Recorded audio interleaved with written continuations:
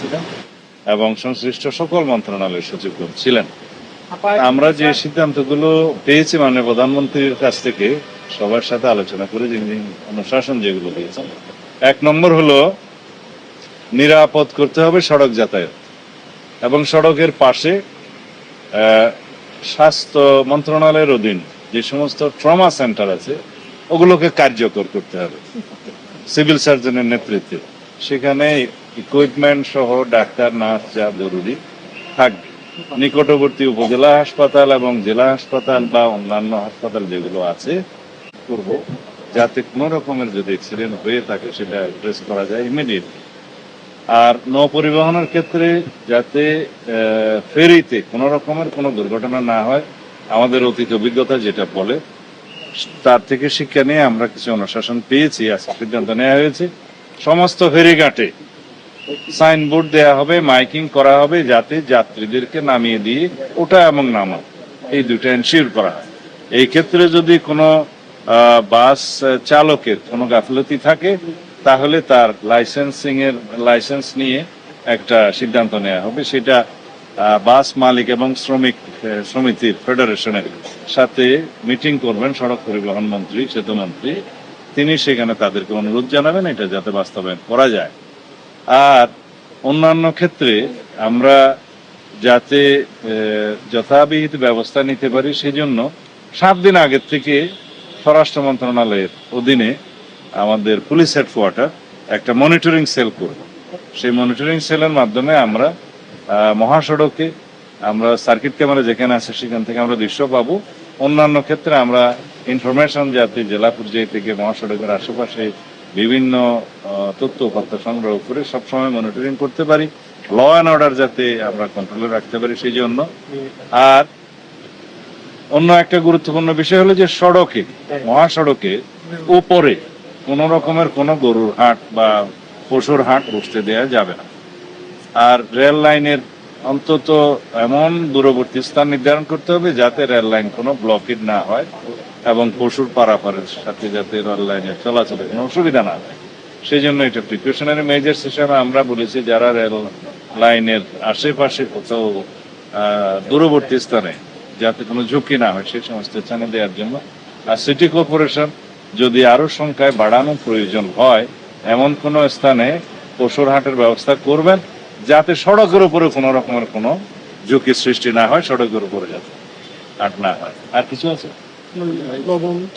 ও হ্যাঁ, most important এটা হলো প্রত্যেক বছর কোরবানির ঈদের সময় দেখা যায় মাদ্রাসা, এতিমখানা, এই জাতীয় ধর্মীয় প্রতিষ্ঠানগুলো যারা চামড়া সংগ্রহ করে লোকাল পর্যায়ে জেলা উপজেলায় তারা অনেক অসুবিধার মধ্যে থাকে, রিজার্ভেশন নেই এবং চামড়ার মূল্যও খুব কম থাকে। এই বিষয়ে মাননীয় প্রধানমন্ত্রীর সংশ্লিষ্ট দপ্তরগুলোর সাথে কথা বলবেন।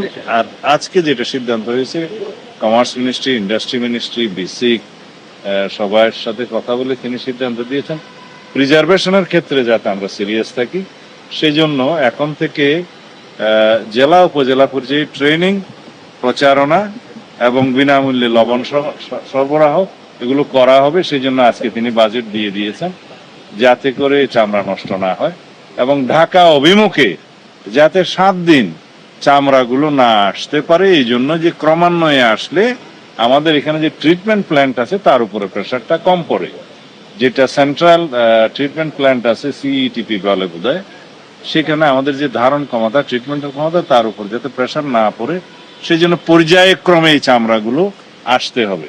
সেই জন্য একটা অনুশাসন দেওয়া হয়েছে। স্থানীয় পর্যায়ে জেলা প্রশাসকদেরকে অনুরোধ করা হবে, তারা এখন সবাই ঢাকায় আছেন একটা সম্মেলন করতে, সেখানে স্থানীয় সরকার মন্ত্রী, প্রতিমন্ত্রী তারা অনুরোধ করবেন যাতে জেলা পর্যায়ে থেকে বিভিন্ন জায়গা থেকে ক্রমান্বয়ে চামড়াগুলো আসে, 7 দিন যেন ঢাকা অভিমুখে না আসে এবং এই 7 দিন যাতে সুষ্ঠুভাবে প্রিজার্ভ করতে পারে সেই জন্য তাদেরকে সমস্ত সাহায্য সহযোগিতা করা হবে।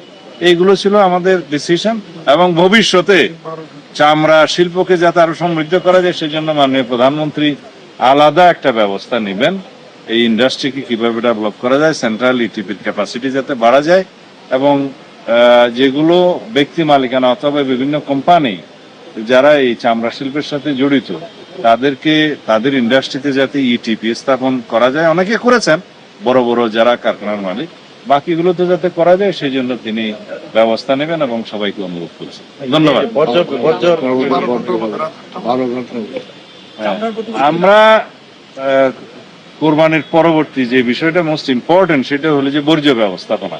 আমরা আজকেই সেই সিদ্ধান্ত পেয়েছি, মাননীয় প্রধানমন্ত্রী দিয়েছেন 12 ঘন্টার মধ্যে সমস্ত সিটি কর্পোরেশন, পৌরসভা, জেলা পর্যায়ে এবং সংশ্লিষ্ট সমস্ত জায়গায় যেখানে বর্জ্যের উপচে পড়া একটা বিষয় থাকে, পরিষ্কার হতো না আগে, সেটা 12 ঘন্টার ভিতরে তিনি নিশ্চিত করার জন্য অনুশাসন জারি করেছেন, নির্দেশনা দিয়েছেন।